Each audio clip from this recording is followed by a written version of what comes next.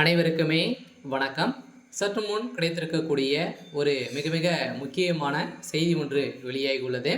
சற்று முன் உதயநிதி விசாகன் பேசிய ஆடியோ சிக்கியது, யார் அந்த தம்பி, இது மாதிரி செய்திகள் வெளியாக இருக்குது. இந்த நிலையில் தமிழகத்தில் பெரும் பரபரப்பை கிளப்பக்கூடிய அளவிற்கு தான் அமலாக்கத்துறை அதிரடியாக திடீர்னு ரைடுகள் நடந்திருக்கு. இந்த ரைடின் அடிப்படையில் பார்த்தீங்கன்னா டாஸ்மார்க்குடைய நிறுவனத்தில் நடந்த ஊழலின் அடிப்படையில் பார்த்தீங்கன்னா 1000 கோடி மெகா ஊழல் நடந்துருச்சு இல்லையா. இதில் பார்த்தீங்கன்னா ஏற்கனவே நடந்தது.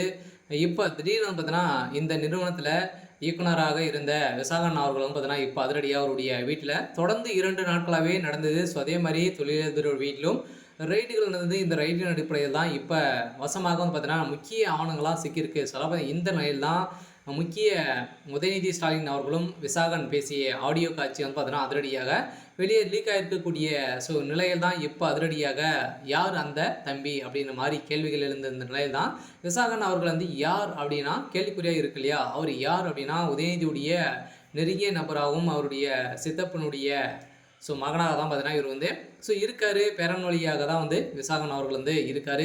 இந்த நிலையில் தான் உதயநிதி ஸ்டாலின் அவர்களும் பார்த்தீங்கன்னா இருவருமே கூட்டு கலவாணியாக தான் இருந்திருக்காங்க, செயல்பட்டிருக்காங்க. இந்த நிலையில் தான் இருவரும் பேசிய ஆடியோ காட்சி வெளியாக இருக்குது. இந்த நிலையில் இந்த 1000 கோடி மெகா ஊழல் வந்துருக்கு இல்லையா, இது ஒரு பங்கு தான். இது பார்த்தீங்கன்னா 1% தான் சிக்கியிருக்கு.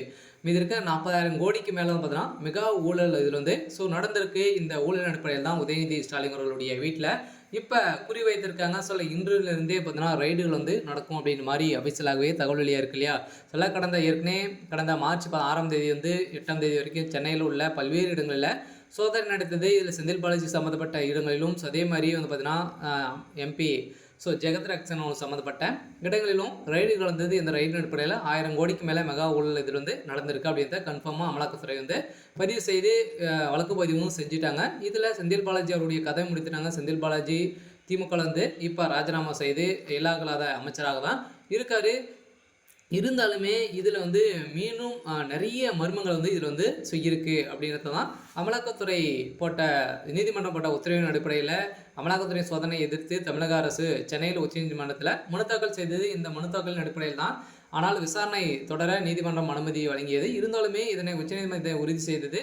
இருந்தாலும் டாஸ்மார்க் மேலாண்மை இயக்குனர் விசாகன் வீட்டில் அதிகாரிகள் மீண்டும் சோதனை ஈடுபட்டு வந்திருந்த நிலையை தான் இதில் முக்கிய ஆவணங்கள் பார்த்தீங்கன்னா முக்கிய பென்ட்ரைவ்கள்லாம் இதில் சிக்கியிருக்கு. இதனால் இந்த பென்ட்ரைவின் அடிப்படையில் ஒருக்கு சம்மந்தப்பட்ட 4-5 இடங்களில் ரைடுகள் தொடர்ந்து நடைபெற்றது. இதில் பல மின்னணு சாதனங்கள் சிக்கிய சம்பவத்தின் அடிப்படையில் இதில் முக்கிய எவிடன்ஸாக உதயநிதி ஸ்டாலின் அவர்கள் பேசியதும் விசாகன் பேசிய ஆடியோ வெளியாக இருக்குது. இதில் குறைந்தபட்சம் 1000 கோடிக்கு மேலே மெகா ஊழல் நடந்திருக்கு அப்படின்றத இப்போ கண்டறிந்திருக்காங்க.